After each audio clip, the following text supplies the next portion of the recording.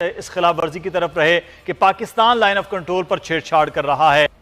देखिए, जब भी हमने कोई ये अंदाज़ा लगाना हो कि कोई काम हो सकता है या नहीं हो सकता, तो बड़ा उसका अच्छा तज्ज़िया इस तरीके से किया जा सकता है कि तारीख को देख लेते हैं। और तारीख में अगर कहीं आपको ऐसा मिलता है कि भारत ने किसी किस्म के अखलाकी दबाव को कबूल किया है, चाहे वो ह्यूमैनिटेरियन जो मुख्तलिफ ऑर्गेनाइजेशन है उनका हो, या उन्होंने तो यहाँ तक कि यूएन की रेजोल्यूशन जो कि सबसे बड़ी चीज़ है उसका कोई पास रखा है, या कोई और इंसानी हकूक़ का पास रखा है, फिर तो मैं इस बात पे गौर व फिक्र करूं कि जी इम्कानात क्या हैं।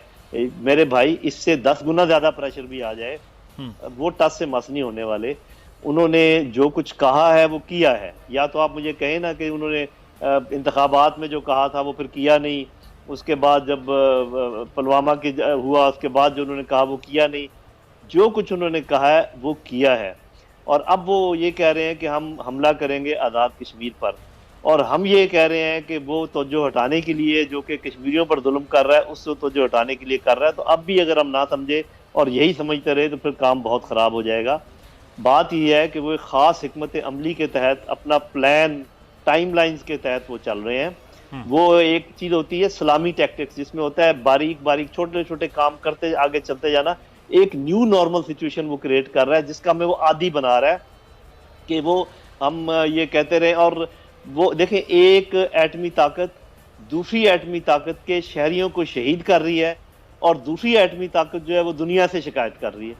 अगर ये सिचुएशन रही तो और दुनिया ने पहले अगर कोई ऐसा काम किया हो तो उसकी कोई नज़ीर मिलती हो तो फिर भी चलो हम कहें कि जी चूंकि दुनिया ने यमन में काम ठीक कर लिया था, क्योंकि दुनिया ने इराक में काम ठीक कर दिया था, सीरिया में काम ठीक कर दिया था, अब उम्मीद है इंशाल्लाह वो कश्मीर में भी काम ठीक कर। किस दुनिया का इंतजार कर रहे हैं आप? कौन सी दुनिया ने क्या किया है आज तक, और खासकर मुसलमानों के लिए क्या किया है, फलस्तीन के लिए क्या किया है? तो ठीक है, मैं ये नहीं कहता कि हमें अपना डिप्लोमेटिक मनूवर है उसको कोई कमजोर करना चाहिए, वो बहुत जरूरी होता है। लेकिन अगर कोई आप मोदी के रवैये में या हिंदुस्तान के रवैये में कोई तब्दीली लाना चाहते हैं तो जो कुछ करना है पाकिस्तान को करना है। बाकी आप चाहे आसमान की तरफ देखते रहें या जमीन की तरफ देखते रहें।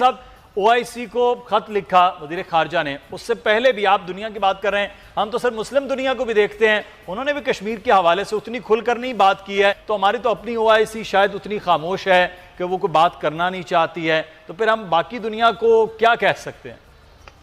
जी देखिए, ये तो अगर हम ये गुफ्तगू को आगे बढ़ाएंगे तो हम सिर्फ बात कर रहे हैं डिप्लोमेटिक वर्चर्स की, डिप्लोमेटिक एक्शंस की। मैं चूंकि और बातें भी कर रहा हूँ तो, और आप चूंकि पूछ रहे हैं कि और हम क्या करें, तो मैं आपको बताता हूँ कि 4 शोबे हैं जहां हमें कुछ करना चाहिए। एक में हम कर रहे हैं जो कि डिप्लोमेसी है, और उसमें ये भी शामिल है जो आप बात कर रहे हैं। दूसरा है पॉलिटिकल। उन्होंने एक तब्दीली लेकर आए हैं, वहाँ का स्टेटस चेंज किया है। हमने अभी तक कोई ऐसा पॉलिटिकल वर्चर नहीं किया उसको बैलेंस आउट करने के लिए। मैं गिनवाता हूँ कि आप क्या कर सकते हैं। नंबर 1, आपको शिमला माहदे को तनसीख कर देना चाहिए, मनसूख कर दें, इसलिए कि उन्होंने अमली तौर पर उसको मनसूख कर दिया ताकि एक चीज़ तो हो। नंबर 2, आपको गवर्नमेंट इन एग्जाइल बनानी चाहिए, मकबूजा कश्मीर की जो रिप्रेजेंटेटिव हो, ताकि एक दबाव चाहे वो किसी यूरोप मुल्क में बनाए या जहां भी आप मुनासिब समझते हैं। नंबर 3, आपको जाना चाहिए अक़वाम मुत्तहिदा के पास, उनको कहेंगे कि पार्शल प्लेबिसाइट के जितना आज़ाद कश्मीर पाकिस्तान के ज़ेरे इंतज़ाम है उसमें आप प्लेबिसाइट करवा के देख लें कि लोग क्या चाहते हैं, और हम अपनी फौज को एक बैरकों में ले जाएंगे, किसी तरीके से भी ले जाएंगे, अपने इंतजाम के तहत वो कर ले। ये बहुत बड़े इकदाम होंगे पॉलिटिकल। उसके बाद हमें कानूनी इकदाम करने हैं। हमें फोल्डर बनाना चाहिए। जो लगारी साहब जो बातचीत कर रहे हैं, जो जुल्म सितम है, जुबानी बार बार कहना जी उन्होंने ये कर दिया वो कर दिया, बाकायदा डॉक्यूमेंट करें, एक फोल्डर बनाएं और तमाम मुल्कों को भेजें और अक़वाम मुत्तहिदा को भेजें, ह्यूमैनिटेरियन वालों को उनको भेजें। वहाँ पर एक काबिज़ फौज है, और काबिज़ फौज की मौजूदगी में अक़वाम मुत्तहिदा की करारदादें हैं कि बाकी मुल्क जो हैं उनकी मदद कर सकते हैं, जो वहाँ के मैसूर अक़वाम है, कौम है। वो हमने उस बात को बढ़ाया नहीं है। हमने नहीं कहा दूसरे मुल्कों को कि आके मदद करें जाके अक़वाम मुत्तहिदा के उसके मुतालिक।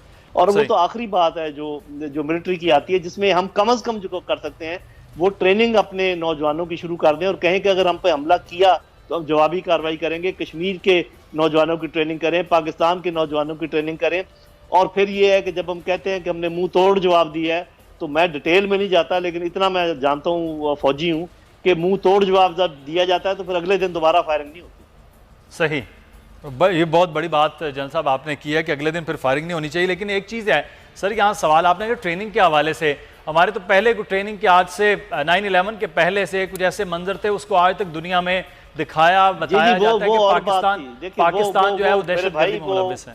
वो और बात थी, वो बाकायदा ट्रेनिंग की बात नहीं थी, वो तो दहशतगर्दों की ट्रेनिंग की बात थी। आप बाकायदा इंडक्ट करें, नौजवानों को कहें कि हम ये टास्क फोर्स बना रहे हैं, कश्मीर के सिलसिले में अगर अटैक हुआ तो उसकी हम ये आप कहें ये बात, और उसके बाद उनकी ट्रेनिंग करें। और ऐसी की तैसी दुनिया की, अगर पहले दुनिया ने आपके साथ किया क्या है, कौन सी भलाई की है कि आप दुनिया का मुंह देखने के लिए बैठे हुए हैं?